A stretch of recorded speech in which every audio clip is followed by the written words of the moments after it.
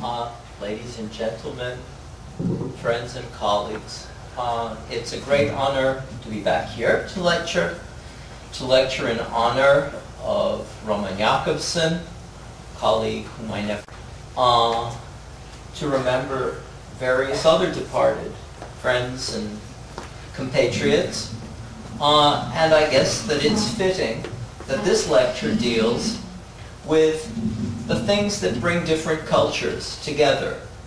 Cultures of the Christian West and East and of the Middle East. Cultural achievements that have more to do with peace and with the excavation of ancient ideas than with the clash of civilizations. I'd like to speak tonight about a Russian spiritual ballad called The Poem of the Book of the Dove, Stikh of golubinoi knige. It is an orally transmitted work. Itinerant blind reciters called kniga перехожие recited it mostly in northern and in north-central Russia, and the first transcriptions of the text come from the 18th century.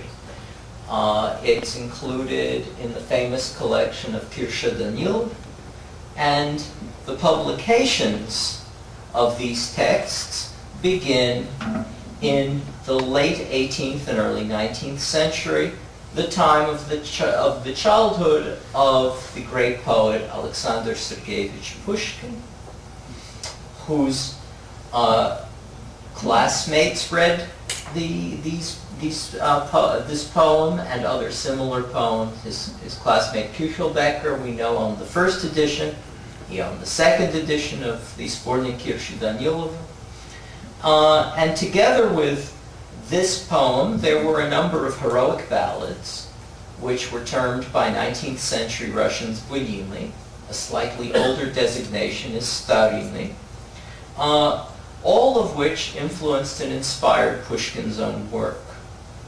And these productions of folk epic and heroic poetry quickly attained an enormous popularity and importance in Russian culture, which they have retained to this day, and inspired numerous different kinds of works of cultural production, including painting and music.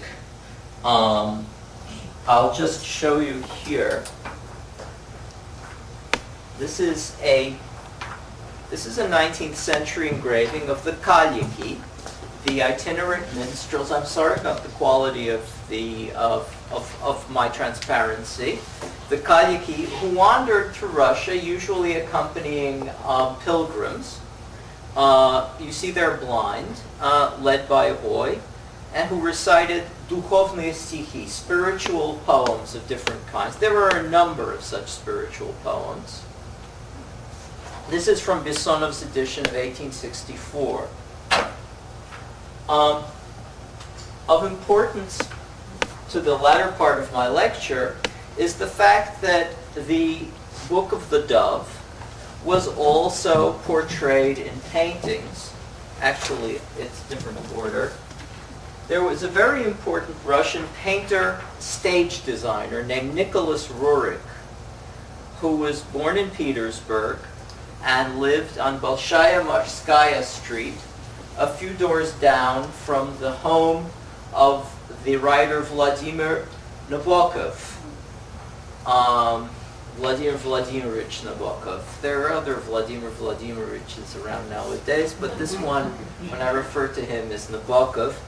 And Roerich painted the Book of the Dove twice. This painting is pre-revolutionary from about 1913, and it's in a Russian collection.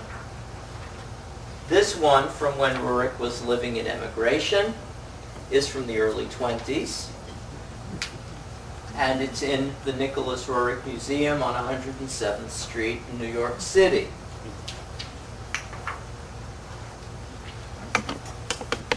Turn this off for now. This is what the book actually says. It begins with a narrative. A great book fell from heaven.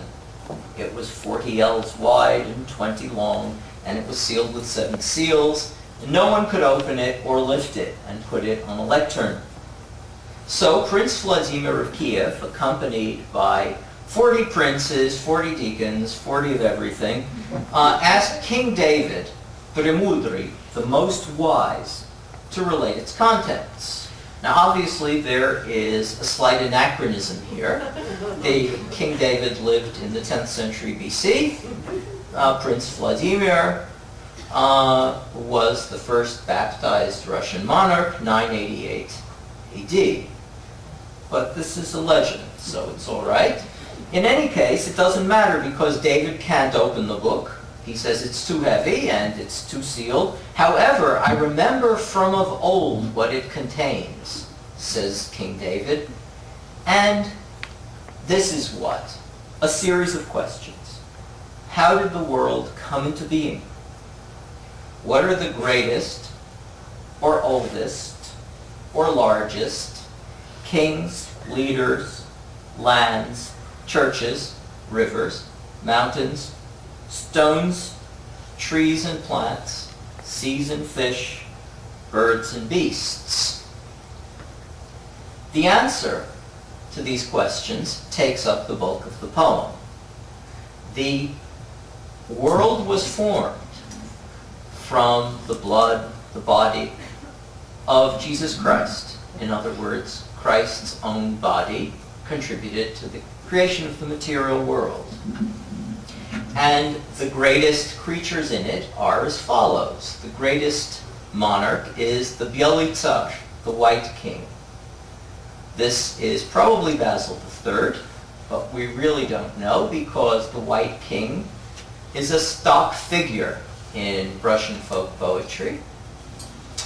The greatest land in earth, on the world, this we know. It's Russia, the land of Rus, which includes Ukraine. The biggest head is Adam's head. The greatest city is Jerusalem. The greatest church is the Cathedral Church. The greatest stone is the white alatur. Alatur means altar. The greatest lake is Lake Ilmen. Now Lake Ilmen is the enormous lake near Господин Великий Novgorod, the noble and great city Novgorod in northwestern Russia. But the poem specifies it's not that Ilmen, it's the Ilmen in the Holy Land.